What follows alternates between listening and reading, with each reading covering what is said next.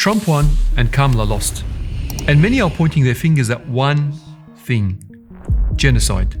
Voices across the world have come out adamant that Kamala lost for her role in the genocide of Palestinians for over a year. The complicity of the Biden-Harris administration in the genocide against our people in Gaza. Now, of course, by no means are we saying it's the only reason why she lost. I mean, we can point to her incompetence, her incoherent answers, realities of that bread costs more, the fake persona she projects, or perhaps even her cackling laugh. fell out of a coconut tree. But despite this, voters from across the states have come out saying that they couldn't, for the life of them, vote for a genocide-enabling administration. I won't vote for the Democrats because of the genocide in Gaza. Muslims, Arabs, and people of conscience from all walks of life across the US were determined to punish the Democrats on election day. And that's exactly what they did. They had enough of Biden and Kamala constantly ignoring their demands for a ceasefire.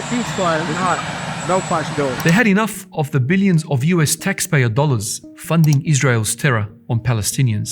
They had enough of Kamala's insistence on Israel's right to defend itself. Israel has a right to defend itself. And her unwavering commitment to support the state unconditionally. America's support for Israel's security must be rock solid. They had enough of the Democrats' violent suppression of student protests by tear gas and brute force.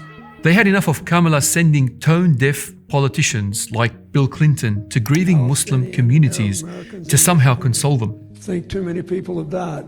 I get that. But if you lived... Last but not least, they had enough of 1 year of ongoing genocide, all under the Democrats' watch and support. By all means, it was a political catastrophe by the Democrats, and Trump himself was fully aware of the mounting frustration plaguing Arab and Muslim communities. And why would Muslims support Kamala when she embraces Muslim-hating Liz Cheney? Can you believe Liz Cheney? A total loser. The father killed more Arabs than any human being on earth. He pushed Bush. Republican flyers were sent out criticizing Kamala's involvement in the genocide. I mean, Trump himself had no problem acknowledging Chan's lambasting Genocide Joe.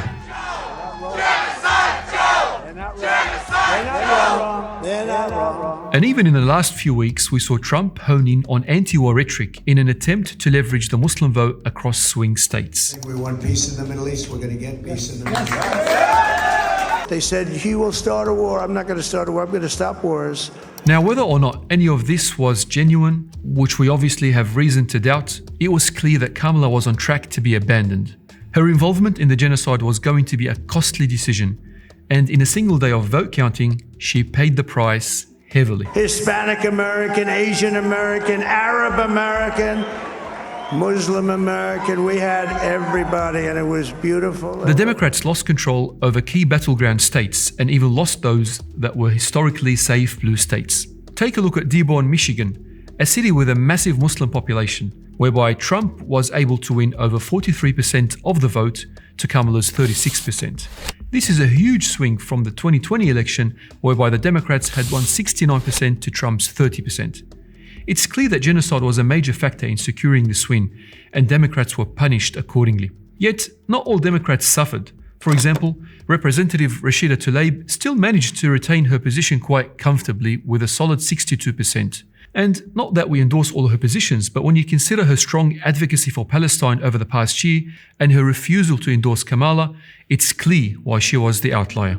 So, what does this mean for Muslims and their relationship with Trump? Does any of this mean that Muslims are rejoicing at his election? Simply, no. Not by any means. Trump is not our friend. His Muslim ban years ago should be enough to prove this. We are not happy that Trump won, but we are pleased that the genocide-enabling Democrats have been punished and are now suffering as a result of this. A few weeks ago, Palestinians were protesting at one of Kamala's rallies. This is how she responded. Everybody has a right to be heard, but right now I am speaking. Well, guess what, Kamala? Now you're silent and we're speaking. So you won't hear from the vice president tonight?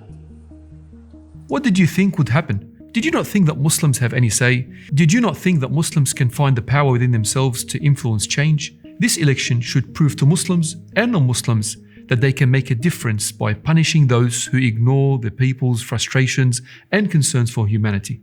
Trump or Harris, Republican or Democrat, it doesn't matter. True sovereignty and rulership belongs to Allah subhanahu wa ta'ala. Leaders are chosen by Allah, whether good or bad.